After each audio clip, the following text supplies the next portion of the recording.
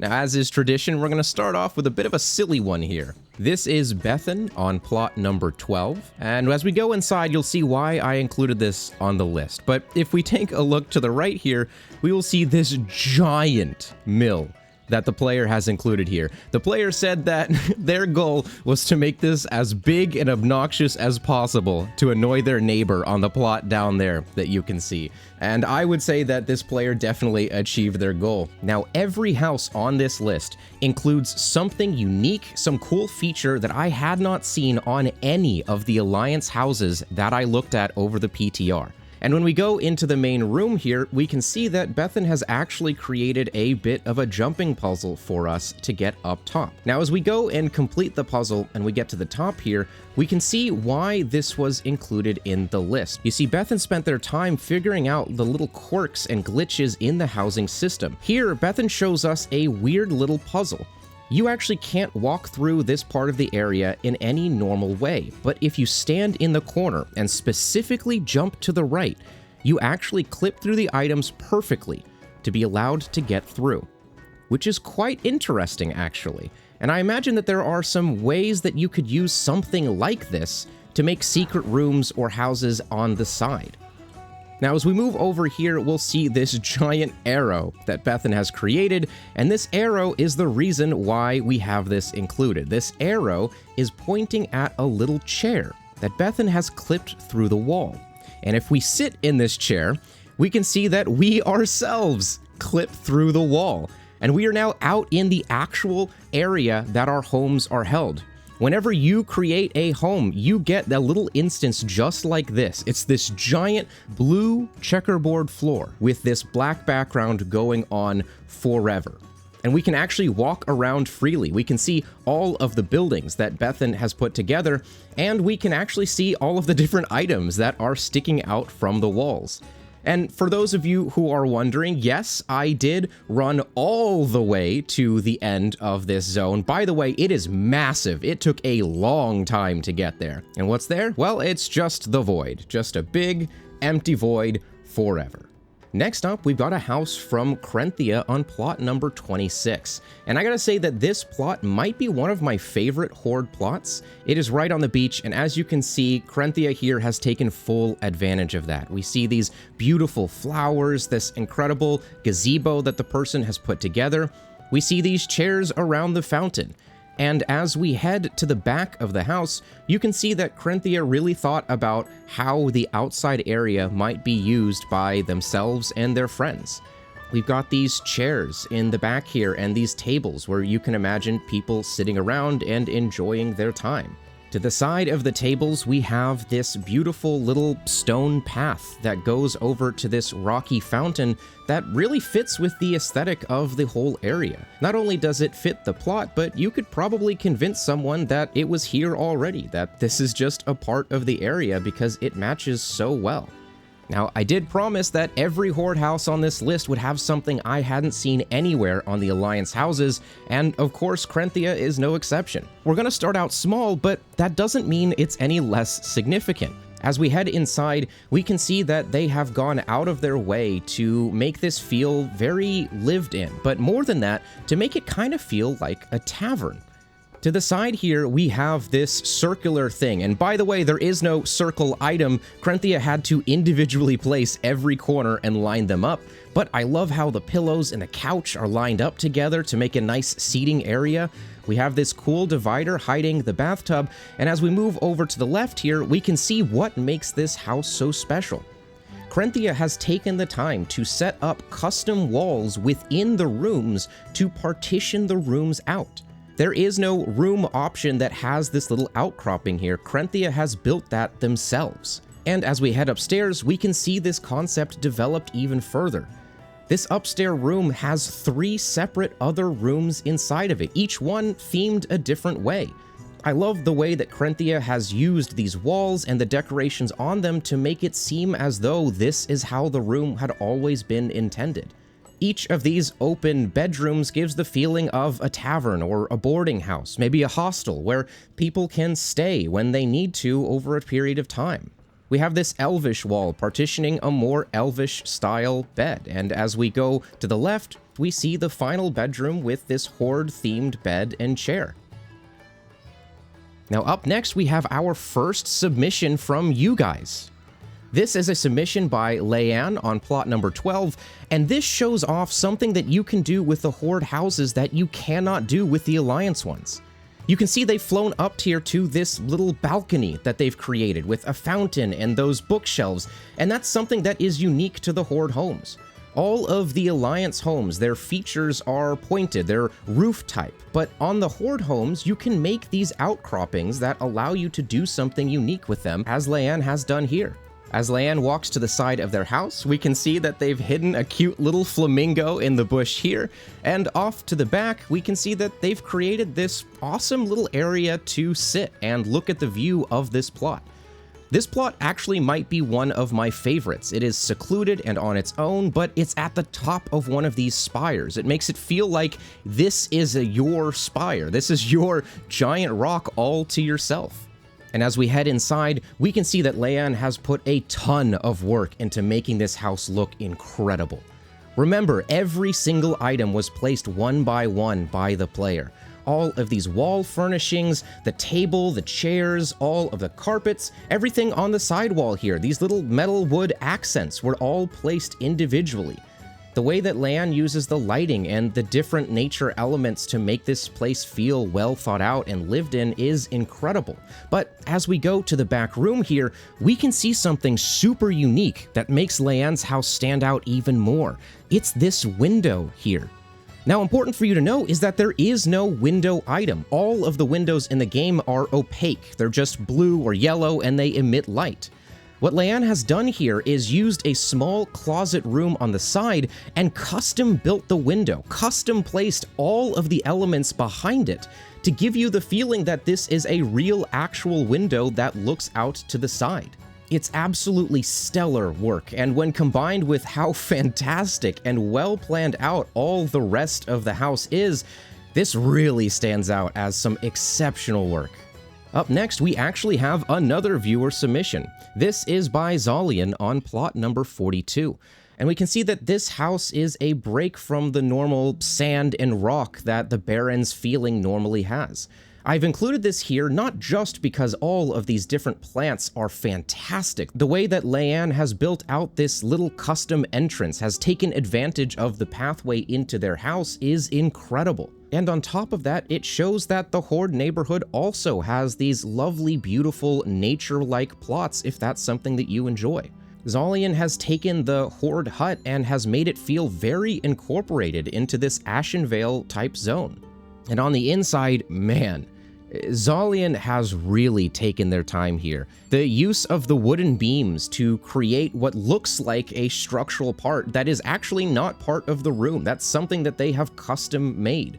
All of the little elements, Xallian has made sure to place items where you feel like they should be. There are items on the shelves, there are items on the tables and by the chairs. The lighting here is absolutely fantastic. The way Xallian has this curtain over the window in the back, and you can see that every square foot has been utilized.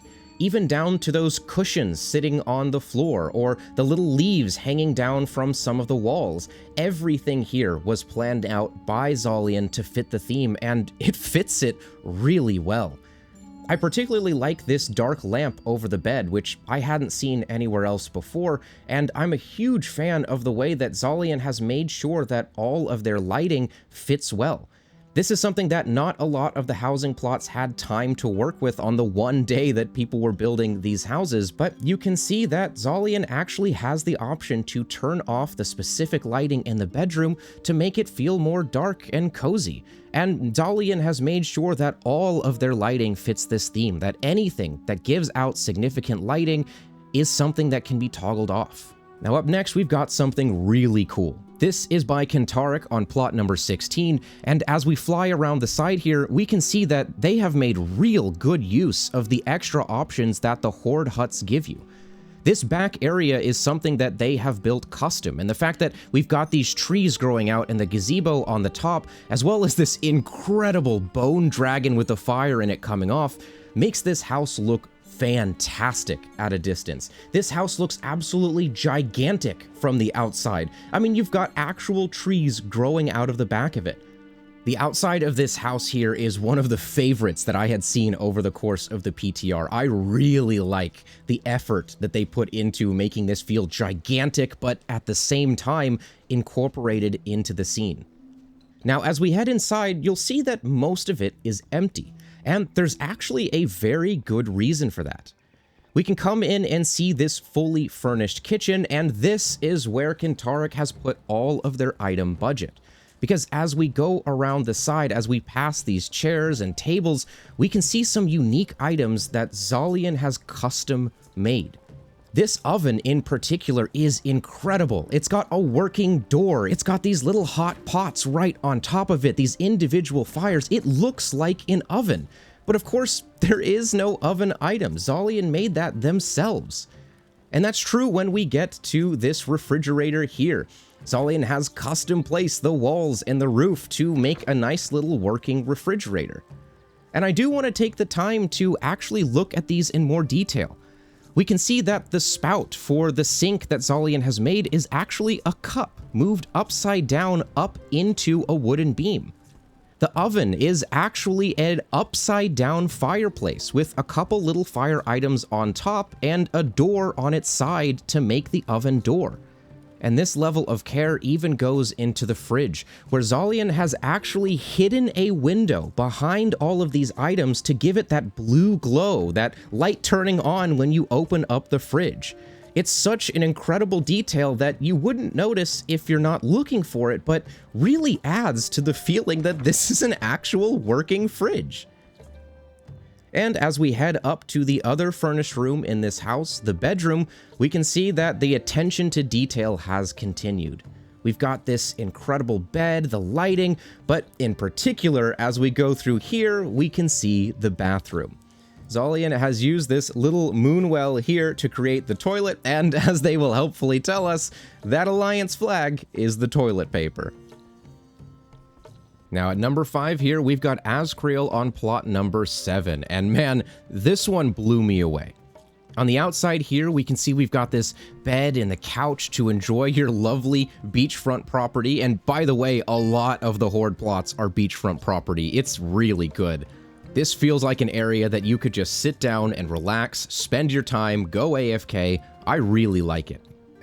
At the side here, we've got an oven and a little overturned wagon. It almost feels like the sand over time has gotten into it.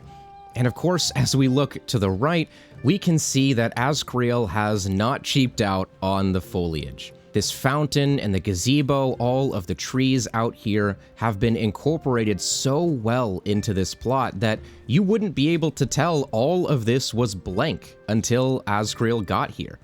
Every single one of the trees that you see, all of the grass that you see, every plant is one that Azkriel themselves placed. And that includes the ones over the door, as well as these ones on the fountain. The extra plants that Azkriel has added really add to this feeling of this desert oasis, this little bit of water that allows life to grow. Now, as we head inside, I am so excited to show you what Azkriel has come up with here. I love the tea set and the flowers. I also love these little trinkets that they've included on the bar here. All of these are unique little items that the person has gotten from rep vendors or from achievements. All of them ones that I had not seen in a single other house. And that includes the poison cabinet and this cool little sink that they have here on the side. Now, as we move around this awesome centerpiece of all of the spices and fruits that you could imagine going in a kitchen, we can also see that Azkriel has placed these cute little unicorns on the bookshelf here. Those are not part of the bookshelf item. And now we get to the part I'm really excited about, the part that takes this house that little extra, adds that little extra oomph and pizzazz. Yes, we've got the painting and the demon hunter weapons, but we've also got a hidden bookshelf door. In our last one, we saw a lot of these, but not many had been used as an actual door, and yet here we are. This door opens up into this massive room where you can see that Azkriel has used that outside awning item and sized it up gigantic to make it look like supporting pillars for the room, which is a really clever use of that item. In the back here, as we move through the curtains, we get to see this private bathhouse. And I'm sure if there was a higher item budget, more would be placed here, but what's already here is really nice. The bathtub right next to the fireplace with that helpful bench there makes this feel like a fantastic place to sit back and relax. It's incredible how just a couple items can help to enhance a room. But of course, as I'm sure you expected when we saw that other bookshelf, it does not stop there. There is another hidden pathway to the back here. There we can see the Paladin Tome sized up to 200% to create this really cool glowing feel that you get to observe as you go up the stairs. It goes all the way up. It's really cool. And of course, as we go through the curtains into the final area, we can see Azkriel's bedroom, which involves this awesome blood elf bed that I hadn't seen before. I really like the red shades around it, while of course incorporating a couple of the Tauren items, and at the very end, a little wash bin. Up next, we've got Roodtude on plot number 12. And this house might honestly be my favorite out of all the houses that I've seen, and you'll see why when we get inside. But of course, the outside is also fantastic. The way that they've made custom fences by clipping items into the floor is really cool. I love the way that they've used the foliage and the different trees and stone paths to make this side garden area feel secluded, sequestered, private. It's a great way to transform that giant open plot into a cozy little side garden. And as we walk back out, this is probably a good time to thank all of you for the incredible reaction to the first houses that we looked at. I was blown away by how many of you saw it and commented and cheered on the people that we showcased. It was so cool to get to meet some of you in the comments, including my neighbor, who I am so sorry for what you have to sit next to. And I also want to thank those of you who submitted your houses using the form. I honestly didn't think that anyone was going to do it. Nothing I'd ever made had been seen by anyone before, but you guys blew me away. Unfortunately, the neighborhood search function was never working on the PTR. So for those of you who submitted your homes but not a video, I'm so sorry that I'm not able to get there and show them off. And if you still want your house showcased when this feature goes fully live, I will make sure that you guys are in the very first one that I put together.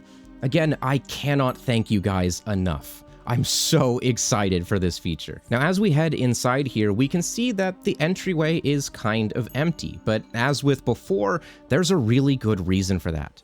This room is stunning. I absolutely love this room. I had never seen anyone turn the staircase room into its own thing, but Roodtude here has made it the centerpiece of their home.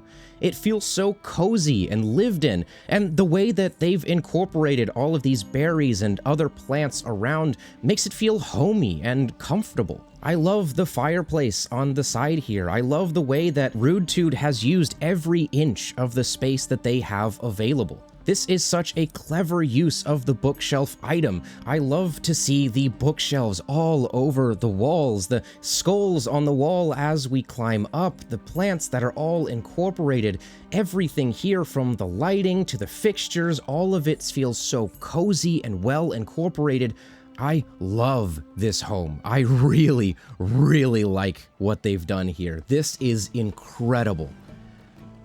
As we get to the top, we can see that Roodtude has placed the bed right next to the fireplace, and we can look over the banister at this whole room, and man, I cannot stress enough how much I love what Roodtude has done here with this room. This is absolutely incredible. And of course, I'm sure you're wondering, yes, all of the bookshelves are the secret bookshelf items, so technically all of them could be hidden if Roodtude wants it to be. Up next, we've got two viewer submissions that, yes, are technically Alliance homes, but these two made incredible Alliance homes, and they took the time to put together their own showcase, so I am more than happy to break the rules to show off these incredible homes. Our first honorable mention goes to Yorda on plot number 15, who has created this really cool Night Elf themed outside for their home. Yorda took the time to find all of the Night Elf items that were available on the PTR and grab each of them one by one. And what makes this house even more special is that Yorda took the time to incorporate it into the area that the plot is on. This isn't a case where they picked a plot and then built their house on top of it. Yorda has made sure that their home feels like it was already here, that their home is themed alongside the plot. This actually is the Night Elf themed area of the Alliance neighborhood. Now, in the submission form, I included a question asking what you wanted me to shout out if I featured your home. And Yorda here has asked that we give a shout out to the Architects of Azeroth Discord. Architects of Azeroth is a new and growing Discord full of people who are in love with the housing feature just like I am. If you want a chill place to talk about housing and showcase any of the builds that you've done, or even learn some of the cool tips and tricks, I'll have a link to them in the description down below. Now, our last Alliance cheat home here is by Loella on plot number 54. Loella has gone for this minimalist feeling on the outside, but made sure that everything that was placed is well thought out, that everything incorporates into the environment perfectly. The way that they've added these extra grass and leaves and flowers to their gazebo and their walkways and to the side of their house is really nice. I love this little cooking area on the side that's just asking to have a barbecue or a cookout. And as we go inside to the home, we can see that Loella has really taken the time to make it feel like an actual home. We've got their kills on the mantelpiece, this cozy little area in the living room that goes into the kitchen. We can see that the kitchen itself is really well put together. I love the use of the bar, that little keg item, the way that all of the windows keep the house feeling nice and well lit. And as we go into the bedroom, we can see that this cozy feeling continues. I love the way that such a small room is able to feel so spacious and open with how they've laid out all of their furniture. I love the evil dark book on the table there that is a little suspicious to have in a bedroom. And the bathroom here might even be my favorite, because as you can see, they've incorporated an outhouse into their indoor bathroom. I really like, though, the elevated bathtub that they have here. I like the use of the platform and the curtains to move it up. It helps it feel more private, but also more calm and relaxing. And I love the use of the dividing wall so that you don't have to look at the outhouse when you're taking a bath. And that brings us to number 1, this goblin-themed home by Custodian on plot number 26. And the reason I included this is that Custodian here was actually giving guided, scripted tours of their home all throughout the PTR. When I came up to the home, Custodian gave me a disposable hamburger, as well as a farmer's broom that I think was meant to be the fork. And we'll take a look at their guided tour in just a second, but first let's admire how well put together this outside is. Yeah, there's a bunch of junk everywhere, but that's on purpose. I love the feeling that this is like a goblin's trash house that they're trying to pawn off on someone. I love the inclusion of Onyxia's head on the floor, as though it's also part of the trash. This cute little alcove on the side where you can sit and enjoy your giant pile of garbage. I also love the awning here and the cart, and as we'll see when we look at the tour, this is actually part of the lore of this house. This is part of the story that the Custodian is trying to tell. Now, as we head inside past this lovely little deck chair here, we can see that the goblin theme continues. I love the use of the smallest room as their entrance here, the little goblin room. I love that all of the items have been sized down just a little bit to fit the goblin size. I love that there's still trash all over the floor. The use of all of the different items to add to the aesthetic that they have going here. I particularly love the 2 little unicorns that they have on the windowsill here, which at the time was the first time I had ever seen the little unicorn items. But of course, if this house were just a single closet, we wouldn't exactly include it at number 1, would we? If we go to the side here, past the secret bookshelf door, we can see that this goblin is up to some shady things. We've got the deer head on the table, these boxes stacked up, and as we look closer at each of these rooms, we can see that something a little ominous is going on with this one. Past the curtains here, we see a coffin, as well as a weapon rack and the warlock book being used to give this like ominous apothecary feel on this lectern. As we take a closer look at the stag on the table, you might notice that there's a little hole in the back wall there, and we'll get to that in just a moment, because this is something that I had not seen before and still haven't seen since. But first, let's take a look at the side room, which is actually a bathroom. And you can see that Custodian here has made their own custom toilet using the different items on the PTR. I love the use of the little arrow pointing device on top of a bucket of literal crap as the toilet. It's such a clever and unique way to put together a little goblin bathroom. That's exactly what I would expect. And last, before we get to the guided tour, if we walk through the side here to get to this backdoor garden area that is not meant to imply any illicit activities at all. However, if it were meant to imply certain illicit activities, I would say that this is an incredibly clever and creative way to represent what that is. Next to their rat named Dog, we can see that they've got a scripted walkthrough ready to go, and this is incredible. Custodian calls it the Toilet Indoor Outhouse System for preventing waiting in line behind peons. And before you check, no, that acronym doesn't actually spell anything, although I did spend an embarrassing amount of time trying to figure out if it is. But as you can see, they've got this little scripted event going on for their housing showcase. They say, oh no, the toilet's not working. Let me get out this little tool. They pull out the water gun and they spray it down, presumably to help with the stench. And of course, they have actually hidden a chair inside the bucket so that, yes, this custom-made toilet is usable. Really great attention to detail, really great work. As we get back into the bedroom, I love the way that Custodian keeps the theme going as they show off their home. Custodian describes the incandescent light bulb as the perfect color for the greens and teals in the goblin skin tones.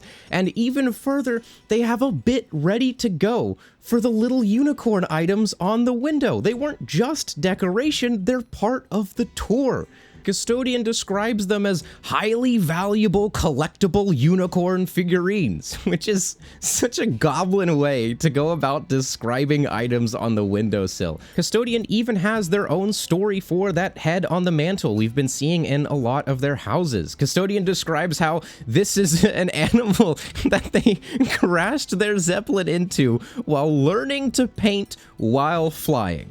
And if you're wondering, learning to paint while flying, one, that doesn't seem very safe, but two, what did they paint?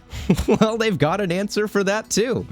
This painting on the wall is what they were working on when they crashed into that animal and got its head.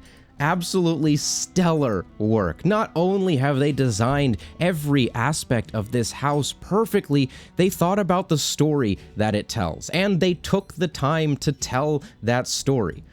My favorite bit, I think, is the critique of the door here. Custodian describes it as a human-made door imported all the way from Elwyn Forest.